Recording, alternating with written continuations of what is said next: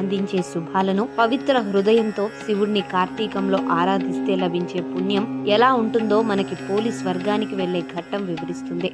ఇంతకీ ఎవరి పోలి, ఆమె కథ ఏంటో తెలుసుకుందాం. పూర్వం ఓ ఉమ్మడి కుటుంబంలోని 5 కోడళ్ల కంటే చిన్న కోడలి పేరు పోలి. ఆమెకు బాల్యం నుంచే దైవ భక్తి ఎక్కువ. ఆమె భక్తి అత్తగారికి కంటగింపుగా ఉండేది. దీంతో కార్తీక మాసంలో మిగిలిన కోడళ్లను తీసుకుని నదీ స్నానం చేసి అక్కడే దీపాలను వెలిగించి వచ్చేది. ఈలోగా కోడలు ఎక్కడ దీపం పెట్టి తాను పుణ్యం సంపాదించుకుంటుందో అనే అసూయతో నదీ స్నానానికి వెళ్లే ముందు ఇంట్లోని నూనె, దీపారాధన సామాగ్రి దాచి వెళ్లేది. అత్తగారి ధోరణికి బాధపడిన పోలి చేసేదేమీ లేక పెరట్లో కాసిన పత్తి చెట్టు నుంచి కాసింత పత్తితో ఒత్తిని చేసి మజ్జిగ చిలికి పక్కన పెట్టి కవ్వానికి ఉన్న కొద్దిపాటి వెన్నపూసను రాసి దీపాన్ని వెలిగించేది. పోలికి చేయలేనంత పని చెప్పిన అత్తగారు కోడళ్లతో నదీ స్నానానికి వెళ్ళింది. కానీ పోలి ఎప్పట్లాగే ఇంటి పనులు పూర్తి చేసి భక్తితో కార్తీక దీపాన్ని